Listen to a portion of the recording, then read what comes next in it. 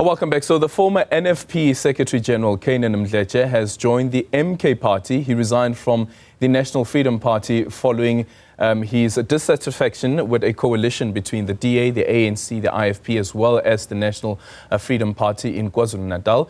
Mdletshe's membership was announced over the weekend by the MK leadership. Why did he jump ship? He joins us now to tell us more and also what informs his decision to join the MK party. A very good morning to you. Thank you so much for making time for us. So you have spoken before about the decision to leave the NFP, and now you've decided to join the MK party. What informed the decision to leave, and why the MK party? No, thank you. Good morning to you and the viewers at home. As you have introduction that the main reason why I resigned from the NFP was simply because I could not be part of an organization which was prepared to form a coalition government with the parties like the Democratic Alliance and the ANC in KwaZulu-Natal, because the voters, first and foremost, have rejected the ANC through the votes on the 29th of May. And as for the DA, I can't even talk about the Democratic Alliance, because that is the political party that does not care about black people in this country. Therefore, the decision of the NFP to form a coalition government with the two parties, in particular the ANC, because KwaZulu-Natal is in a state of disarray because of the failures of the African National Congress. Therefore, on the 29th of May, KwaZulu-Natal residents had taken a decision to remove the ANC from power. Yet the NFP decides that, you know what, we are going to bring the ANC to the back door because we want to see to it being part of the government. That was the reason why I decided to leave the party. But I must say, Adrian, that this was the most difficult political decision I've ever had to make in my life, because I've been part of the National Freedom Party since its inception in 2011. Therefore, it was like I'm leaving part of myself in the NFP. I was divorcing myself from the party that has been there through thick and thin, that has been a part of my life. That I've built a relationship not only with the members of the party, but also with the late president of the organization. So it was a very painful and difficult decision to take, but I had to do it because my conscience would not allow me to continue serving in a party that has only went astray and decided to form a coalition. How did you lose the debate in the NFP? The NFP, it states right now, I don't really want to talk much about the organization. I don't think it would be unfair to the party itself, to me, because I've since divorced my organization. So, okay, Canaan, we seem to have a problem there with your line. Let's just quickly see if we can re-establish that line there. To Canaan Mdletshe, he is the former Secretary General now of the NFP. He resigned 2 weeks after the elections, and this is after, of course, the ANC lost power in KZN and the MK party securing about 45% of the votes. The NFP only securing one of the seats, but the NFP was quite important and critical to the decision that was eventually made, where we have a coalition in the KwaZulu-Natal provincial legislature. Let's try that again. Canaan, was asking you, how did you lose the debate within the NFP? We did not lose the debate per se. I think we had numerous engagements within the party, the leadership, at the leadership level, where we discussed the issue of coalitions, because it was clear even before the elections that we are going to have a coalition government in South Africa and in KwaZulu-Natal in particular. We had engaged several times, and during each time that we were engaging, we all agreed that unanimously that we must form part of a government with a political party that is going to get the majority of the votes, or that is going to be the leader in terms of the votes after the elections. So it caught me by surprise then when the party announced that we were going to form a coalition with the parties that have lost dismally during the elections. How does that happen, though? Canaan, how does it happen that it catches the Secretary General of the party by surprise that his party is going to go into a coalition with the parties that didn't secure the majority of the votes? Important things that happen at night when some of us are asleep, and We have meetings during the day, we agree, but some people will go behind our back and have meetings with certain individuals and decisions are taken without all of us informed. And that's why I'm saying it caught me by surprise, not only myself. In fact, I think out of the 6 office bearers, only 2 people were aware that we were going to form a coalition with the IFP and the DN. Then that tells you then that there were things that were happening behind the scenes. And it tells you then that there were underhanded tactics that were used by political parties to influence the decision that was finally taken. Who are those people? Who are those 2 individuals?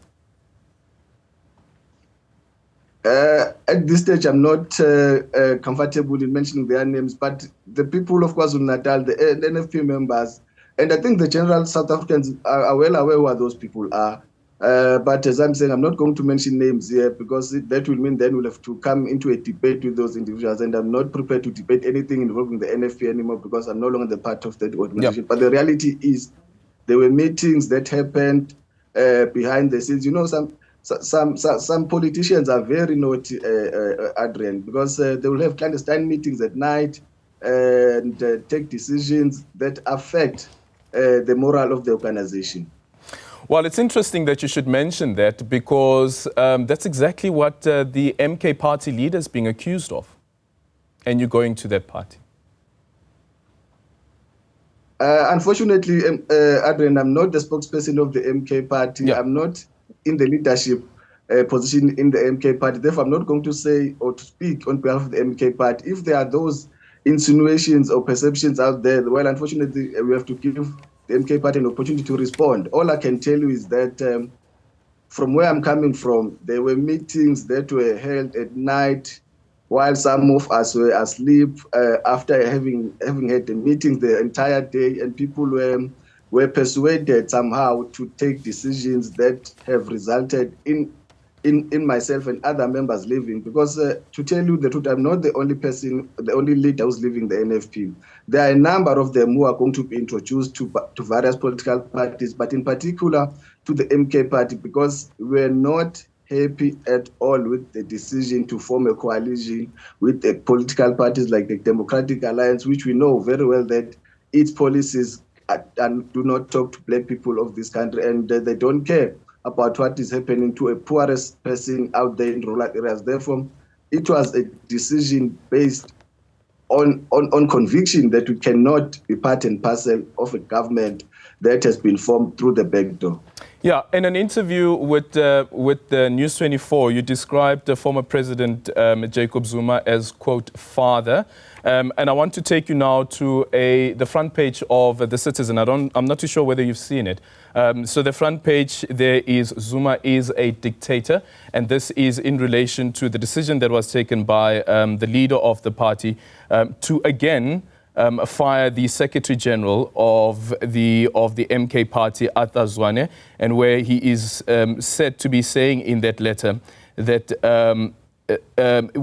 he states in that letter that he hopes that Zwane will fully cooperate with this decision and desist from continuing to serve in his capacity. How do you view the MK party and also reportage like this on the party that you've just joined? As I've indicated earlier, I know that I'm not going to speak for the MK party. Yeah, don't speak for the MK party, but don't speak for the MK party, speak for yourself. Speak for yourself as a member of the MK party. Yeah. I'm going to tell you, yes, you're quite correct. Yes, I'm going to tell you one thing about President Zuma, because I've got a long experience of being in a close relationship or situation with the President Zuma. I've engaged President Zuma on several occasions. In fact, it's more than 10 times, even before he formed MK party. Therefore, I know him pretty well. Maybe some people have met President Zuma once or twice and they've concluded that he's a dictator. I'm not sure about that. All I know is that President Zuma is the kindest leader I've ever came across in my life. He's one of the warmest person, and when you get close to President Zuma, you can feel the warmth in him. You can feel humility. That is why each and every time President Zuma is around in his homestead in Nkandla, there are thousands of people who just come to see him because he's the type of person who's very comfortable sitting around ordinary citizens, people of this country. You can never find President Zuma only kissing gogos and babies during elections like some leaders are doing. You will find President Zuma in the midst of ordinary people in Nkandla. President Zuma is one of those leaders who, if there is a wedding, a traditional wedding in Nkandla, he will go out there clad in his traditional attire, participate like an insizwa. That tells you then the type of a person that he is. Those who feel that President Zuma is a dictator, maybe they know a different Zuma from the one that we know, from the one that I've engaged with, from the one that welcomed me on Saturday and gave me the warmest hugs that I've ever get from a leader. Okay. What's your contribution to the party? What will you contribute to the MK party? Again, considering that you were the Secretary General of the NFP, which when you joined in 2011, when the party contested the 2014 general elections, you secured 6 seats. In the 2024 elections, you have 0 seats in the National Assembly, and you still managed to retain only 1 seat in the provincial legislature in KZN, and that was by a fraction of a percentage. I think, Adrian, you are trying to insinuate something here, but I'm not going to dwell into it.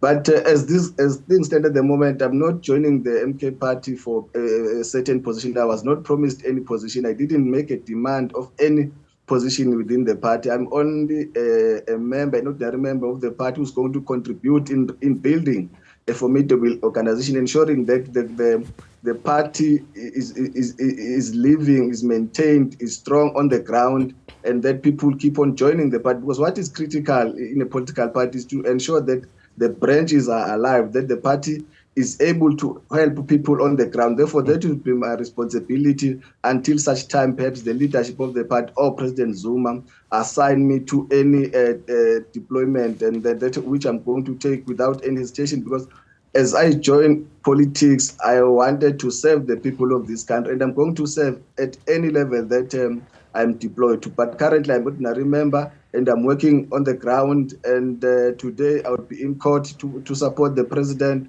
That's what I should be. All members of the organization expected to do. Therefore, I'm not joining MK party for a particular position. Yeah. In conclusion, again, you speak about working on the ground. What is it that you would be able to contribute to the MK party that you weren't able to contribute to the NFP? Because the NFP's election showing was poor. No, I think, Adrian, you need to be fair when you talk about the performance of the NFP. I think it is the only party in history of South Africa which lost its sitting president on the eve of the elections. You recall that President Zalilama Kwazamsili suffered a stroke on the 17th of November 2014, just 5 months after being sworn in as the deputy minister. And from that time onwards, the party experienced challenges because without a leader or the president, obviously we're expecting the party to go through some challenges. But I think we must also be fair in your analysis to say that in 2016, the NFP failed to contest the local government elections, only participated in Ingutu, where we got only 1 councillor there. And from 2016 to 2021, we participated in the 2021 local government elections with only 1 councillor. And out of our participation, we came out with 56 councillors, which for me is 500% achievement. I think that's a narrative that we should be talking about instead of saying the party is declining. Because as much as the NFP had some challenges, it showed that it can rise up when the time arises. But as I've said, I don't want to say much about the NFP, but the reality is in the MK party, as I've said, I'm going to work within the collective to make sure that we build a solid organization with its foundations rooted on the people. Because I can tell you one thing, Adrian, and that is the emblem of the Umkhonto weSizwe party is deeply rooted in the hearts of the people of KwaZulu-Natal and in parts of South Africa. And we are going to work on that to ensure that this support that MK party has in KwaZulu-Natal grows in all other provinces. Because in 2029, we want to see MK Party being the leading party in government in South Africa and changing the lives of the people for the better.